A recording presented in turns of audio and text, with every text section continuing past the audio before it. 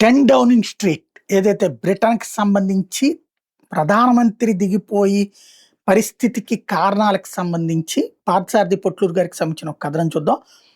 10 Downing street మళ్ళీ hot topic అయింది. Britain ప్రధాని కీర్ స్టార్మర్ రాజీనామా చేశాడు. గత 10 ఏళ్లలో 6 ప్రధానమంత్రులు మారారు బ్రిటన్‌కి. భారతీయులకు స్వాతంత్రం ఇస్తే వాళ్ళని వాళ్ళు పరిపాలించుకోరు అన్నది ఒకప్పుడు విన్స్టన్ చర్చిల్ స్టేట్మెంట్. మరో దారుణమైన వ్యాఖ్య చేశాడు చర్చిల్. 1931లో చర్చిల్ భారత్ గురించి మాట్లాడుతూ ఇండియాకి స్వతంత్రం ఇస్తే అది వాళ్ళ నాశనానికి దారి తీస్తుంది అంటూ ఈ వ్యాఖ్య చేసింది కూడా చర్చిలే. ఏది ద రాస్కెల్స్ అండ్ రోగ్స్ అంటూ భారతీయుల గురించి. ఇండియాకి స్వతంత్రం ఇస్తే ఇండియాలోని రాస్కెల్స్ రోగ్స్ ఫ్రీ బ్రోటర్స్కి చేతిలోకి వెళ్ళిపోతుంది అన్నాడు. అఫ్ కోర్స్ ఈ వ్యాఖ్య మోహన్ దాస్ కరమ్చంద్ గాంధీ నెహ్రూలను దృష్టిలో పెట్టుకుని అన్నాడు అంటుంటారు. అసలు రాజకీయాలంటే ఆసక్తి లేని జిన్నాని పాకిస్తాన్ కోసం ఉసుగొల్పింది విన్స్టన్ చర్చిలే. పంది మాంసం తినే అలవాటుతో పాటు ఖరీదైన మద్యం సేవిస్తూ చర్చిల్ పొగాకు చుట్ట కాల్చి అలవాటు ఉన్న మొహమ్మద్ అలీ జిన్నాని పాకిస్తాన్ పితని చేసి చర్చిల్ తన ఇగోని సంతృప్తిపరుచుకున్నాడు. బెంగాల్ కరువు 1943 బెంగాల్ కరువు కారకుడు చర్చిల్. రెండో ప్రపంచ యుద్ధం జరుగుతున్న వేళ బ్రిటిష్ సైన్యానికి ఆహార కొరత ఏర్పడితే భారత్ నుండి బియ్యం గోధుమలు లండన్కి తరలించాడు చర్చిల్. బెంగాల్లో ఆకలి చావులకు కారణం విన్స్టన్ చర్చిల్. అప్పుడు బ్రిటన్ విదేశాంగ మంత్రి లియో అమెరీ స్వయంగా ప్రకటించాడు చర్చిల్కి హిందూ మతం అన్న భారతీయులన్న ఎంత ద్వేషం ఉందో అని. చర్చిల్ ఇండియన్స్ కుందేళ్లు పిల్లల్ని కన్నట్టు జనాభానికి అంటారని చర్చిల్ తనతో అన్నట్టు లియో అమెరీ అన్నాడు. ఇండియన్స్కి ఆహారం లేకుండా చేసినందుకు చర్చిల్ ఏమాత్రం పశ్చాత్తాపం ప్రకటించలేదు సరికదా. బ్రీడ్ లైక్ ర్యాబిట్స్ అనే పదం ఉపయోగించాడు. చర్చిల్ దృష్టిలో హిందూ మతం అనేది బీస్ట్లీ రిలీజియన్. చర్చిల్ వల్ల మొత్తం 30 లక్షల మంది మరణించారు. ఆకలితో మరణించిన వాళ్ళు 20 లక్షల మంది అయితే చనిపోయిన శవాల్ని దహన సంస్కారం చేసే వ్యవస్థ కుప్పకోవడంతో మలేరియా కలరా వ్యాపించి మరో 10 లక్షల మంది మరణించారు. బెంగాల్ బ్రాహ్మణులు చేపలు తింటారు. దీనికి బలమైన కారణం ఉంది. గౌర సారస్వత బ్రాహ్మణులు 14వ శతాబ్దంలో 1389 నుంచి 1413 సుల్తాన్ సికిందర్ షా మిరీ బుచ్చికన్ అంటే విగ్రహాల విధ్వంసకుడు అని అర్థం. సికిందర్ బుత్సకర్ కాశ్మీర్లో సాగించిన హింసాకాండ ఎలాంటిదంటే ఒక 20 అడుగులు ఎత్తు 10 అడుగులు వెడల్పుతో పెద్ద కొండను పెట్టి దానికి నిచ్చెన వేసి కాశ్మీరీ గౌడ సారస్వత బ్రాహ్మణులు ఆ నిచ్చెన ఎక్కి తమ జంజాల్ని కొండలో వేసి వచ్చి ఇస్లాం మతం స్వీకరిస్తే బ్రతుకుంటారు, లేదంటే అక్కడికక్కడే తల నరికే చంపేస్తారు అని బెదిరించడంతో కొద్దిమంది జంజం కొండలో వేసి ఇస్లాం స్వీకరించగా సింహభాగం కాశ్మీర్ వదిలి వెళ్ళిపోయారు. 17-18వ శతాబ్ద కాలంలో మొఘలు బలవంత పత మార్పిడి జిజియా పన్నులతో వేధించడంతో కాశ్మీర్లో ఉన్న ఆ కొద్దిపాటి సారస్వత బ్రాహ్మణులు కూడా పంజాబ్, బెంగాల్, గోవా ప్రాంతాలకు వలస వచ్చారు. ప్రముఖ కవి గుంటూరు శేషేంద్ర శర్మ గారు గౌడ సారస్వత బ్రాహ్మణులు. శేషేంద్ర శర్మ గారి పూర్వీకులు కాశ్మీర్ వదిలి వచ్చి తెలుగు నేల మీద స్థిరపడ్డవారే. 1934 బెంగాల్ కరువు సమయంలో తీవ్రమైన ఆహార కొరత వలన శవాల దెబ్బగా మారిన బెంగాల్లో గౌడ సారస్వత బ్రాహ్మణులతోటి బెంగాలీ బ్రాహ్మణులతో సమావేశం అయ్యి మనం బ్రతుకుంటేనే మన ధర్మాన్ని కాపాడుకోగలం కాబట్టి దొరికింది తిని ప్రాణాలు నిలబెట్టుకుందామని తీర్మానం చేసుకుని చేపలను ఆహారంగా స్వీకరించడం మొదలుపెట్టారు. అలా 1934 బెంగాల్ కరువు సమయంలో మొదలైన చేపలను తినే అలవాటు తర్వాత కాలంలో కొద్దిమంది కొనసాగిస్తూ వస్తున్నారు. ఎప్పుడో 500 ఏళ్ల క్రితం కాశ్మీర్ నుండి కాలినడకన బెంగాల్, గోవాలకు చేరుకున్న సారస్వత గౌడ బ్రాహ్మణులు దారిలో ఎన్ని కష్టాలు పడి ఉంటారో ఆలోచించండి. 1934 బెంగాల్ కరువు ఆకలి మరణాలకు కారణం భూస్వాములు అని సరిగ్గా 32 ఏళ్ల తర్వాత 1967లో వెస్ట్ బెంగాల్లోని డార్జిలింగ్ జిల్లాలో నక్సల్బరి అనే గ్రామంలో మార్క్సిస్ట్ లెనినిస్ట్ ఉద్యమం ప్రారంభమై తర్వాత కాలంలో దేశమంతా విస్తరించింది. విన్స్టన్ చర్చిల్ ఒక విధంగా కాదు బహువిధాలుగా భారత్లో చిచ్చు పెట్టాడు. ఇండియన్స్ని వాళ్ళని వాళ్ళు పరిపాలించుకోలేరని ఎద్దేవా చేసిన చర్చిల్ కాలం గీతం తిరిగి వాళ్ళని వాళ్లే సరిగ్గా పరిపాలించుకోలేకపోతున్నారు. 2010 నుండి ఇప్పటి వరకు బ్రిటన్కి ప్రధానంగా పనిచేసిన వాళ్ళు David Cameron, Theresa May, Boris Johnson, Elizabeth Truss, Rishi Sunak, Keir Starmer. ఇప్పుడు 7వ వాళ్ళు ఎవరో తేలాలి.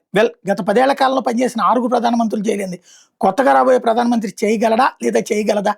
2 పేర్లు వినిపిస్తున్నాయి. ఆండీ బున్హామ్, మాజీ ఆరోగ్య మంత్రి వెస్ స్ట్రీటింగ్.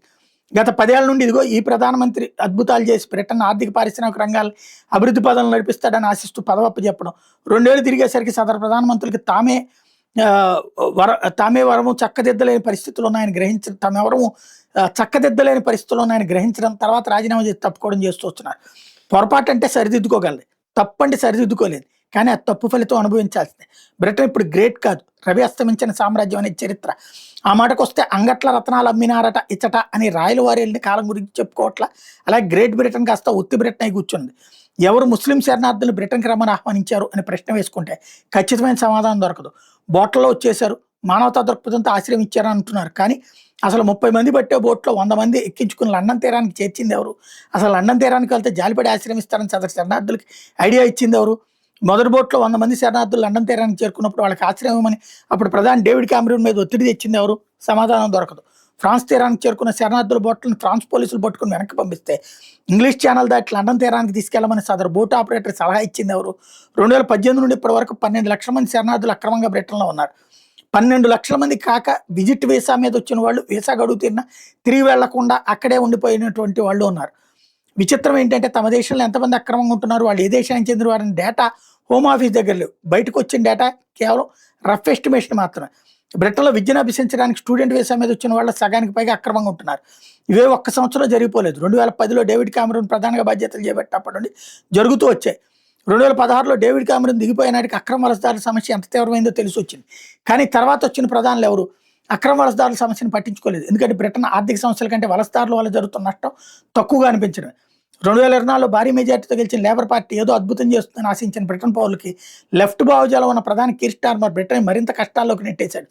2024లో ప్రజలు లేబర్ పార్టీకి బ్రహ్మరథం పట్టింది పబ్లిక్ సర్వీసెస్ను మెరుగుపరిచి కాస్ట్ ఆఫ్ లివింగ్ సరతరం చేస్తాడని. కానీ జరిగింది వేరొకటి. అక్రమ వలసదారులు పాకిస్తాన్ పౌరులు ఎక్కువగా ఉన్నారు. బ్రిటన్ పౌరులకి ఫుట్పాత్లే గతి. అక్రమ వలసదారులకేమో హోటళ్లలో రూములు ఇప్పించి ఆ ఖర్చులు ప్రభుత్వమే చెల్లిస్తోంది. హోటళ్లలో వస్తువులు తినడానికి డబ్బులు ఇస్తే వాళ్ళు ఊరకనే ఉంటారా? ఫుట్పాత్ మీద నిల్చుని ఫోన్ మాట్లాడుతున్న మహిళల చేతుల నుంచి మొబైల్ ఫోన్ లాక్కొని పారిపోతున్నారు. లండన్ పోలీసులు చేతులు ఎత్తే చాలా కాలం అయిపోయింది. ప్రస్తుతం బ్రిటన్లో నగరాలు పాత బస్తీలను తలపిస్తున్నాయంటే అతిశయోక్తి కాదు. Reform UK, restore Britain, Britain first మరియు యూకే ఇండిపెండెన్స్ పార్టీ ఇవన్నీ బ్రిటన్లో అక్రమ వలసల మీద లేబర్ పార్టీతో యుద్ధం చేయడానికి పోరాడుతున్న పార్టీలు మరియు గ్రూపులు. బ్రిటన్ స్థానిక సంస్థల ఎన్నికల్లో చిన్న చిన్న పార్టీలు గ్రూపులు లేబర్ పార్టీని ఓడించాయి. ముఖ్యంగా రిఫార్మ్ యూకే పార్టీ ఎక్కువ స్థానాలు గెలుచుకుని లేబర్ పార్టీకి ప్రధాని కీర్ స్టార్మర్కి సవాల్ విసిరింది. నిగెల్ ఫరాగే రిఫార్మ్ యూకే పార్టీ నడిపిస్తూ లేబర్ పార్టీ కంచుకోట లాంటి కౌన్సిల్స్లో ఆధిక్యం సాధించాడు. ఇక బ్రిటన్లో లెఫ్ట్ లిబరల్స్ లేబర్ పార్టీని వదిలేసి గ్రీన్ పార్టీకి ఓట్లేశారు. బ్రిటన్లోని స్థానిక సంస్థల ఎన్నికల్లో కీర్ స్టార్మర్ ఇమిగ్రేషన్ పాలసీని విమర్శిస్తూ రిఫార్మ్ యూకే చేసిన ప్రచారాన్ని ప్రజలు బలంగా నమ్మారు. పాకిస్తాన్ గ్రూమింగ్ గ్యాంగ్ ఇప్పటివరకు 2.5 లక్షల మంది బ్రిటన్ బాలికలను రేప్ చేశారు. ఇది అధికారిక లెక్కలు కావు. ఎందుకంటే ఫిర్యాదు చేయడానికి వచ్చిన వాళ్ళ నుండి పోలీసులు కంప్లైంట్ తీసుకుని కేసు రిజిస్టర్ చేయడం లేదు కాబట్టి. పోలీసుల పైనుండి అనధికారిక ఆదేశాలు ఉన్నాయి. భారత్ రేపిస్టుల రాజధాని వెస్టర్న్ మీడియా అనడానికి వీలుండదు. రేప్ కేసులు నమోదు చేస్తే కానీ ఏకంగా బ్రిటన్లోని ప్రతిపక్ష పార్టీలే 2,50,000 అత్యాచారాలు జరిగేంటూ స్థానిక సంస్థల ఎన్నికల్లో ప్రచారం చేయడం, దాన్ని బ్రిటన్ ప్రజలు ఆమోదించి లేబర్ పార్టీని ఓడించడం అంటే నిజంగానే అన్ని రేపులు జరిగాయి అనే కదా అర్థం. చిత్రం ఏంటంటే పాకిస్తాన్ గ్రూమింగ్ గ్యాంగ్ చేసిన రేపుల్లో అధిక శాతం మైనర్ బాలికలే ఉన్నారు. Victim card Islamophobia. London mayor Pakistan సంతతి చెందిన సాదిక్ ఖాన్ స్థానిక సంస్థల ఎన్నికల్లో లేబర్ పార్టీ చిత్తుగా ఓడిపోయేసరికి గుడ్ ఓల్డ్ స్లోగన్ రిపీట్ చేశాడు షరా మామూలుగా. బ్రిటన్ స్థానిక సంస్థల ఎన్నికల ఫలితాలు చూస్తుంటే బ్రిటన్ మొత్తం ఇస్లామోఫోబియాతో బాధపడుతున్నట్టుగా ఉంది. మరి నాకు లండన్తో ఉండాలంటే భయంగా ఉంది ఈ అంటున్నాడు సాదిక్ ఖాన్.